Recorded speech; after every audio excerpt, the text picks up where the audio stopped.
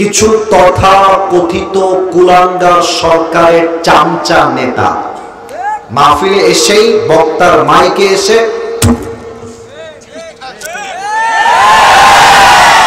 কোন বাপের বেটা যদি আজকে থাকেন সোনামণি আসো আসো আসো,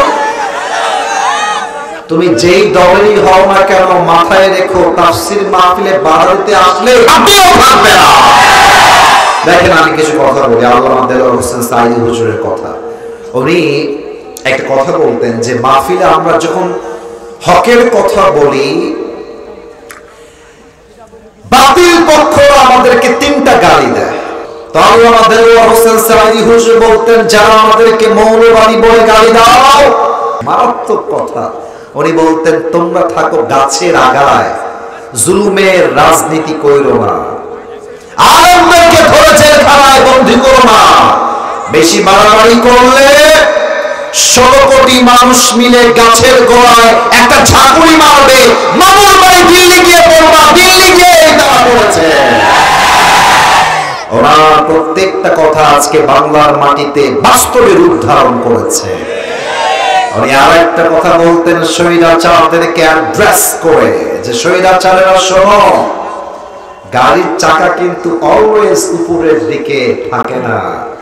আরে গাড়ির চাকা ঘোরে বলেই তো গাড়ি চলে বেটা।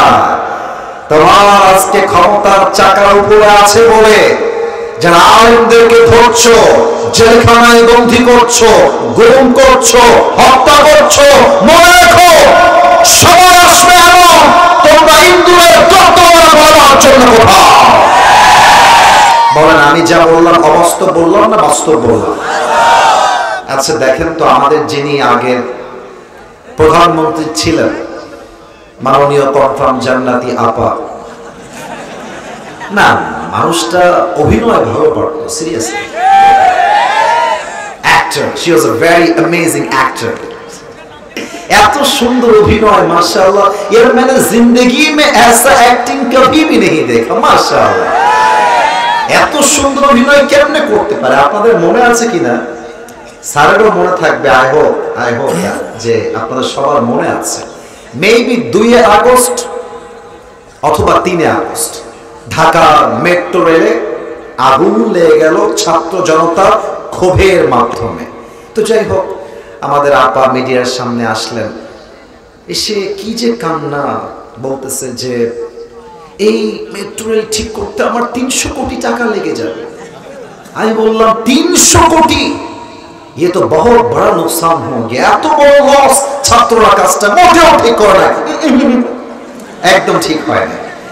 তো 5 আগস্ট আসলো, আমাদের আপা দিল্লি চলে গেলেন, ডক্টর ইউনূস সাহেব আসলেন, ছাত্র জনতার মাধ্যমে পরে খবর পেলাম মিডিয়ার মাধ্যমে 300 কোটি, আর ये तो बहुत दूर की बात है, অনেক দূরের কথা, মাত্র 20 কোটির কমেই ঠিক হয়ে গেছে।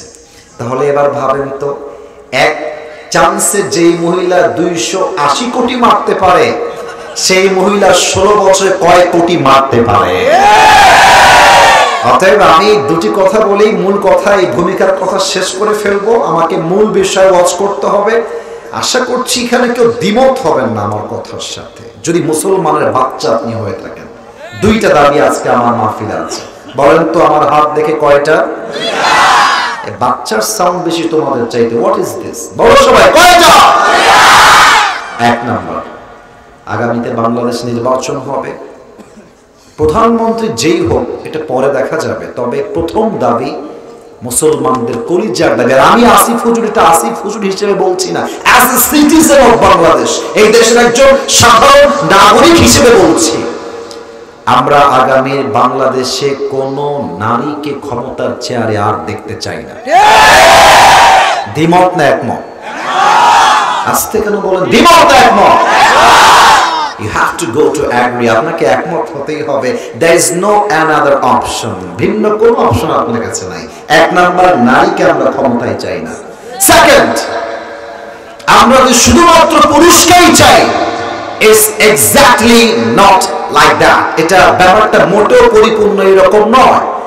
আমরা সাতক্ষীরার মুসলমান, আমরা বাংলাদেশের একজন নাগরিক হিসেবে চাই আগামী বাংলাদেশে এমন একজন পুরুষ প্রধানমন্ত্রী হবেন যার যোগ্যতা হবে এমন, যিনি একই সময়ে দাঁড়িয়ে জাতীয় সংসদে বাংলাদেশের পক্ষে বক্তব্য পেশ করবেন এবং তার কোয়ালিফিকেশন, তার ইস্তেদাদ, তার যোগ্যতা এতটা হাইলি কোয়ালিফাইড হবে।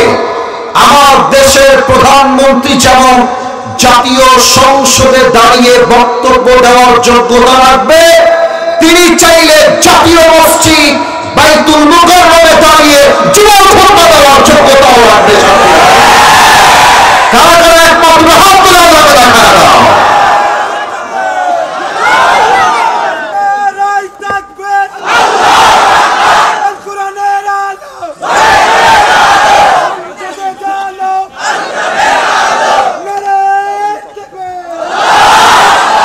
আল্লাহর স্লোগানকে কবুল করুন, পরের সবাই আমিন।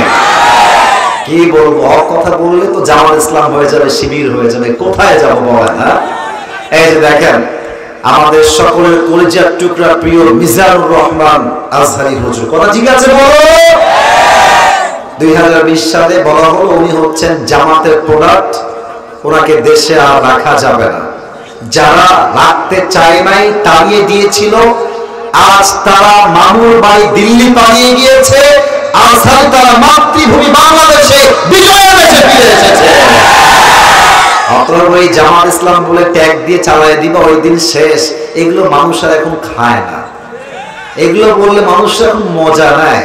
এখন কথা একটা স্পষ্ট কথা, কোন দলের পক্ষ হয়ে আমি আসিফ হুজুর বলছি না। আল্লাহর জমিনে আল্লাহর দ্বীন কায়েমের কথা চলবে, আল্লাহর জমিনে আল্লাহর রাজ কায়েমের কথা চলবে। যেখানে বাধা দিতে আসবে তার সঙ্গে যুদ্ধ ফরজ হয়ে যাবে। আল্লাহ আমাদের সবাইকে বোঝার তৌফিক দান করুন, পরের সবাই আমিন।